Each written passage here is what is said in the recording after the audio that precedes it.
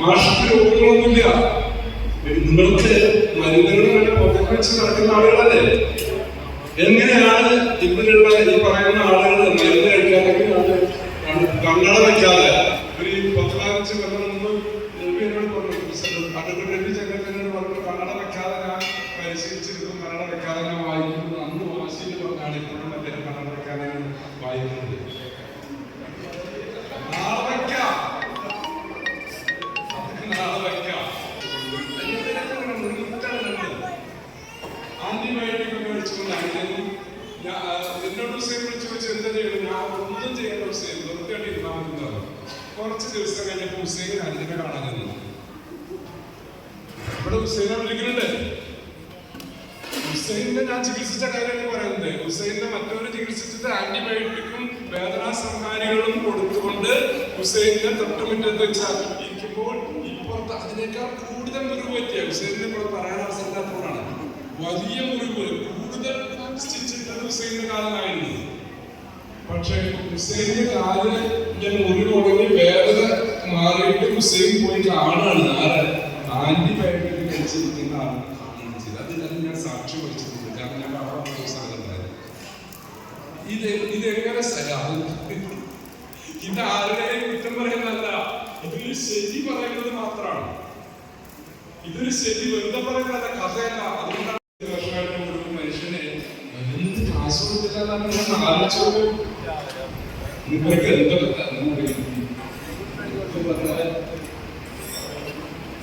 അതൊക്കെ ആയിക്കോട്ടെ. മരുന്ന് കഴിക്കാതെ ഒരു 10-25 കൊല്ലമായിട്ട് ഒരു കുടുംബം ജീവിക്കുകയാണ്. ഒരു കുടുംബമല്ല, അതുപോലെ പല കുടുംബങ്ങൾ ജീവിക്കുകയാണ്. പണിയെടുത്ത് കിട്ടുന്നതായാലും ഒക്കെയാണ് സാധാരണ ഗവൺമെന്റ് ഉദ്യോഗസ്ഥരുടെ കാര്യം ഞാൻ പറയുന്നത്. അല്ലാത്ത ആൾക്ക് കിട്ടുന്ന 1000 രൂപയാണ്. ഇതിൽ നിന്ന് എത്ര കാശാണ് കൊടുക്കുന്നത്? ഒരു ചെറിയ സ്ഥലത്ത് അത്ര കർശന ജീവിതക്കാരനൊന്നുമല്ല. അതിന് കാലത്ത് ഇഡലിയും സാമ്പാറും ചട്നിയും കഴിച്ചിട്ടാണ് കൊണ്ടുവന്നത്. അല്ലാതെ ഞാൻ ഒരു വളം തിന്നുന്ന ആളൊന്നുമല്ല. ഒരു വീട്ടിൽ ചെന്ന സാമ്പാറും പത്രവും ചോറും തിന്നുന്ന ആളാണ്. പക്ഷെ മരുന്ന് കഴിക്കുന്നില്ല. മരുന്ന് കഴിക്കാൻ അത് രോഗം വരാറുണ്ട്. ഇവരൊക്കെ രോഗം വന്നിട്ട് ആൾക്കാർ ഇരുന്നു കുറച്ച് വായന അത് പങ്കുവരാൻ ഒരുപാട് സമയമില്ല. അതിനൊന്നും കണ്ടെത്തുന്ന സമയമില്ല. ഒരു കാര്യം ഞാൻ ഇന്നത്തെ പരിപാടിയിലേക്ക് വിഷയമൊന്നും പറയുന്നതാണ്. നമ്മൾ ഈ ഭക്ഷണം ഉണ്ടാക്കിയിട്ടുള്ളത് 18 ഗ്രൂപ്പായിട്ടാണ് ഉണ്ടാക്കിയിട്ടുള്ളത്. ഭക്ഷണത്തിന്റെ പ്രത്യേകത എന്താ വെച്ചാൽ ഭക്ഷണം കഴിക്കുന്ന ആരോഗ്യം കിട്ടാൻ വേണ്ടിയിട്ടാണ്. പക്ഷെ ശരീരത്തിന്റെ ഒരു പ്രത്യേകതയുണ്ട്. സാധാരണ നിശ്ചലനം വീണ്ടും സാധാരണ ജീവന്റെ താളം പ്രവർത്തിക്കുക, റെസ്റ്റ് എടുക്കുക, വീണ്ടും പ്രവർത്തിക്കുക. അപ്പൊ പ്രവർത്തിച്ചുകൊണ്ടിരിക്കുമ്പോൾ ഉണ്ടാവുന്ന ക്ഷീണം, കേടുപാടുകൾ എപ്പോൾ തീർക്കുമെന്ന് വെച്ചാൽ വിശ്രമിക്കുമ്പോൾ നിങ്ങൾ ഇന്ന് ഉച്ചയ്ക്ക് ഭക്ഷണം കഴിക്കാൻ ഒരു 2 മണിക്കൂർ വൈകിയത് 3 മണിക്കാണ് ഭക്ഷണം കഴിച്ചത്. എന്താണ് സംഭവിക്കുന്നത്? 2 മണിക്കൂർ നേരമെങ്കിലും നമ്മളുടെ ആന്തരികാവയവങ്ങൾ വിശ്രമിക്കും.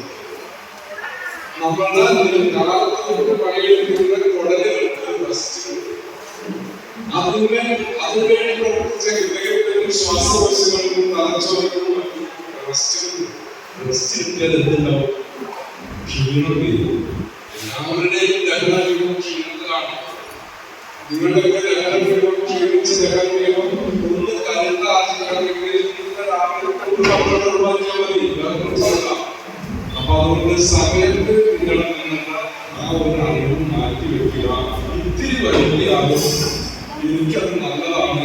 ഞാൻ ഇന്നലെ കഴിച്ച ഭക്ഷണത്തിന്റെ ഊർജം ചെലവഴിക്കാനുള്ള അവസരം കിട്ടി.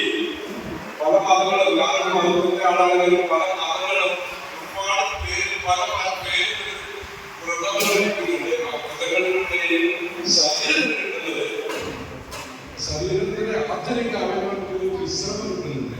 അപ്പൊ അതുകൊണ്ട് ഈ എന്റെ അല്ലെങ്കിൽ അടുത്ത ചർച്ച കഴിഞ്ഞാൽ ഭക്ഷണം കിടക്കുമ്പോൾ ആദ്യത്തെ ട്രിപ്പ് ഇരിക്കുന്ന ആളും രണ്ടാമത്തെ ട്രിപ്പ് ഇരിക്കുന്ന ആളും തമ്മിൽ വ്യത്യാസമുണ്ട്. രണ്ടാമത്തെ ട്രിപ്പ് ഇരിക്കുന്ന ആൾക്ക് ഞാനിപ്പോ പറഞ്ഞ ഗുണം കൊടുക്കുന്നുണ്ടെന്നാണ് ഞാനിപ്പോ പറഞ്ഞത്. മനസ്സിലായോ? അതുകൊണ്ട് ആദ്യത്തെ ട്രിപ്പിന് വേണ്ടി ആരും തിരക്കും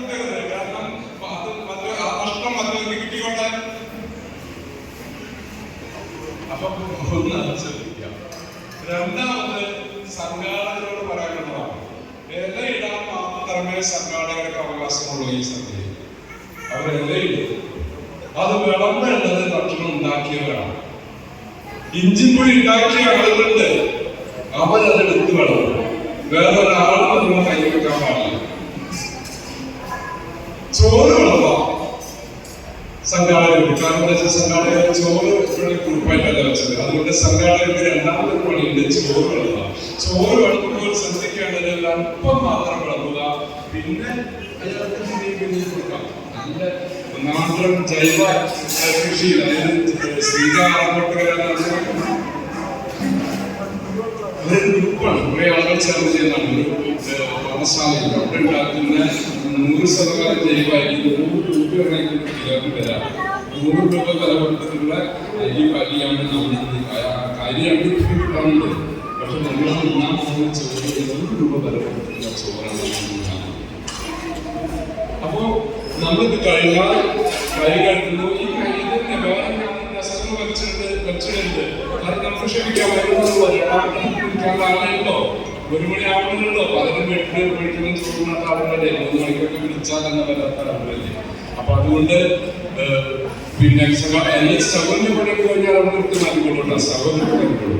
അപ്പൊ നമ്മൾ ഈ മാസിൽ ഈ ടേബിളിന്റെ അപ്പുറത്തേക്ക് പിന്നെ കസേര ഒരു മാസയ്ക്ക് 3 ഇലയിടാൻ പറ്റുള്ളൂ. അതുകൊണ്ട് 3 ആളുകൾ യോഗത്തിന് കൊടുക്കണം. നമ്മൾ എല്ലാവരും കൂടി ഇതുണ്ടാക്കിയ ആളുകളും ബാക്കി എല്ലാവരും കൂടി നമുക്ക് നിൽക്കും.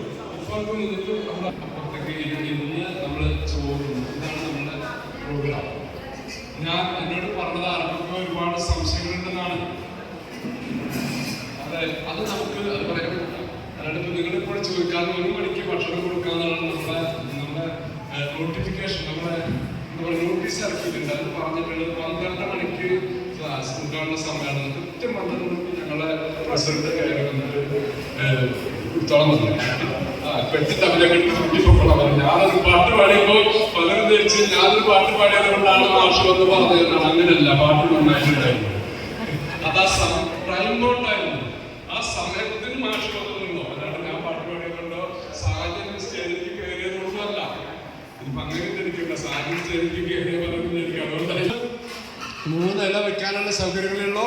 അതുകൊണ്ട് ഈ ടേബിളിൽ ഈ ഇരിക്കുന്ന ആളുകള് അവരവരുടെ കസേര വേണമെങ്കിൽ അപ്പുറത്തേക്ക് എടുത്തിടാം. എന്നിട്ട് വളരെ ശാന്തമായിട്ടിരിക്കുക.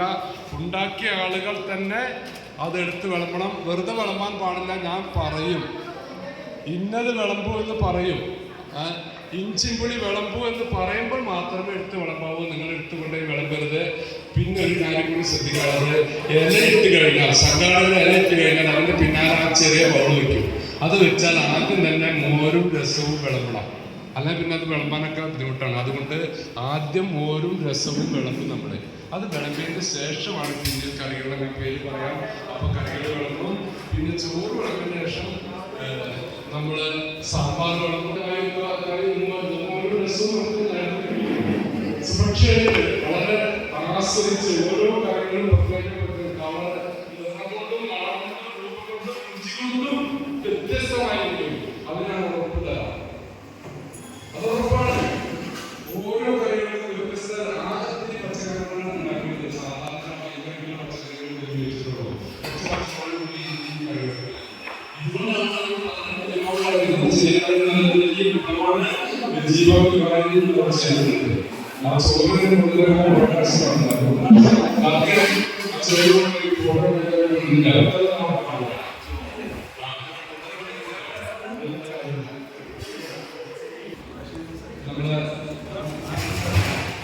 നിങ്ങളുടെ ജീവയുടെ ആജീവനാന്തം കൗൺസിലർ നൽകിയ മാത്രമാണ്. ജീവയുടെ പ്രത്യേകത, ജീവിക്ക് ആജീവനാന്ത അംഗത്വം കൊടുക്കുമ്പോൾ ആദ്യത്തെ ആജീവനാന്ത അംഗത്വം സ്വീകരിച്ചിട്ടുള്ള രക്ഷിതാണ്. അദ്ദേഹത്തെ ഞാൻ അധ്യക്ഷന്റെ അനുവാദത്തോടുകൂടി ക്ഷണിക്കുന്നു.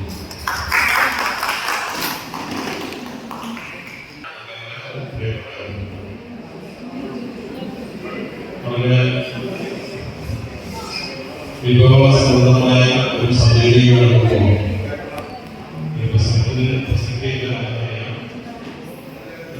എല്ലാ വർഷവും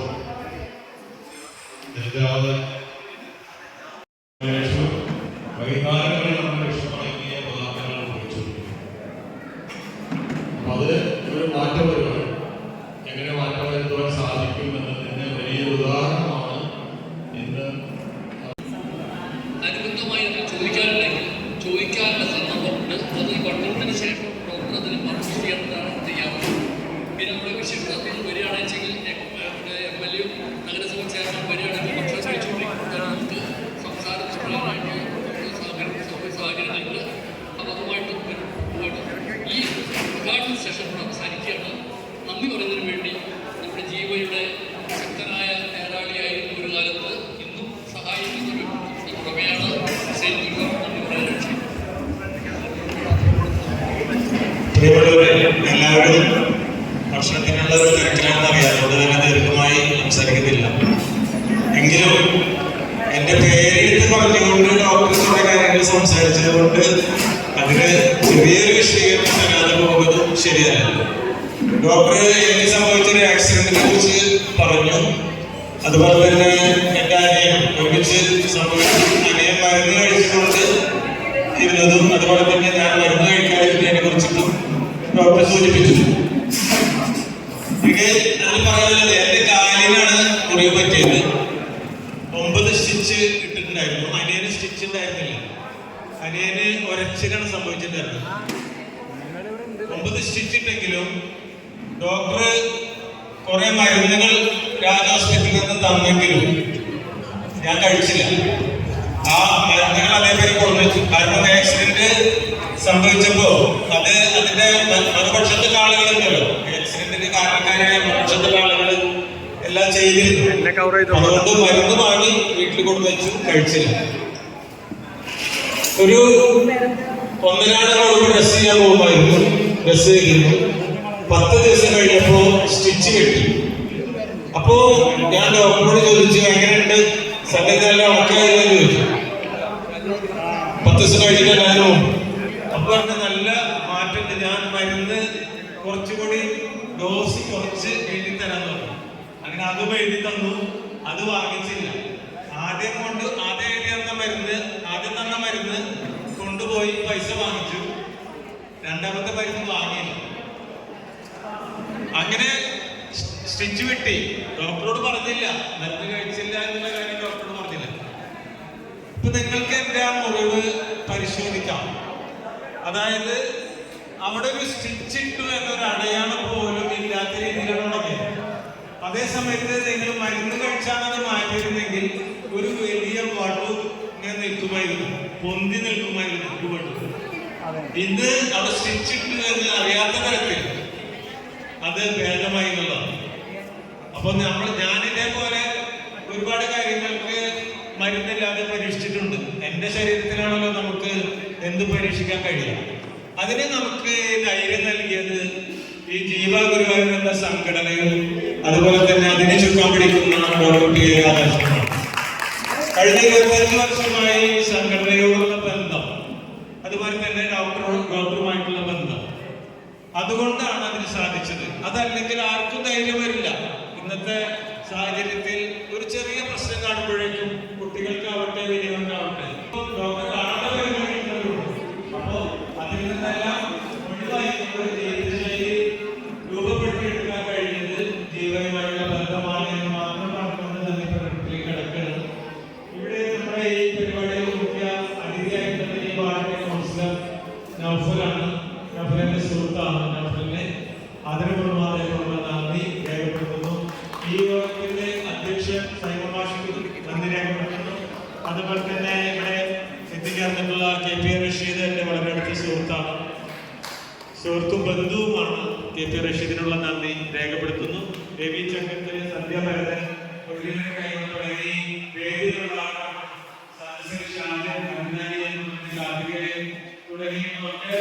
നമ്മുടെ എല്ലാവർക്കും ഈ സംഘടനയെയും ഈ തത്വശാസ്ത്രത്തെയും കൂടുതൽ പഠിക്കണമെന്നും അതിലേക്ക് ഇറങ്ങി വരണമെന്നും അഭ്യർത്ഥിച്ചുകൊണ്ട് ആർക്കുകൂടി നന്ദി രേഖപ്പെടുത്തിക്കൊണ്ടുള്ള എല്ലാവർക്കും നന്ദി, നമസ്കാരം. ഇന്ന് വന്നിട്ടുള്ള എല്ലാവരും ഇതിന്റെ ബാക്കിൽ വന്ന് നിൽക്കണമെന്ന് അഭ്യർത്ഥിക്കുകയാണ്. ഭക്ഷണം തയ്യാറാക്കിയ സ്ത്രീകൾ മുന്നിൽ നിൽക്കുകയും അതിന് പിന്നിലെ പുരുഷന്മാരായിട്ടൊന്ന് അറേഞ്ച് ചെയ്ത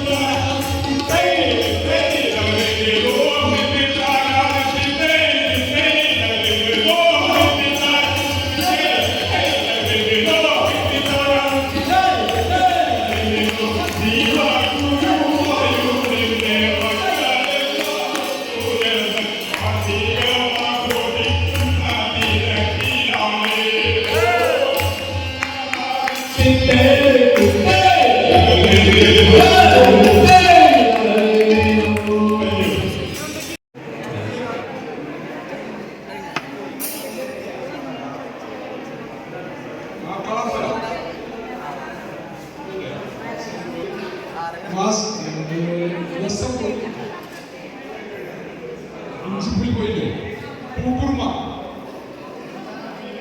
പിണ്ടിത്താറ,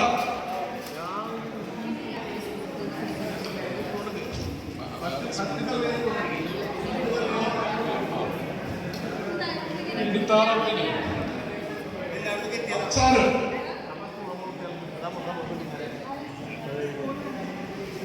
അച്ചാറ്, ബീറ്റ്റൂട്ട് പച്ചടി,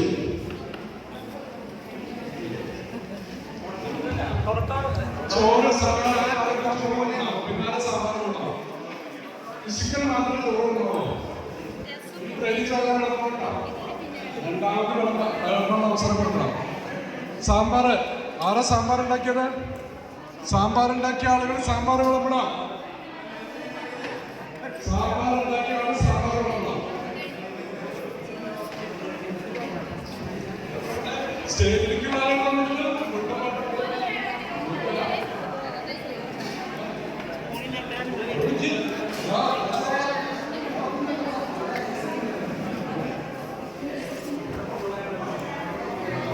ശരത്ത് എവിടെ പോയി? ശരത്ത്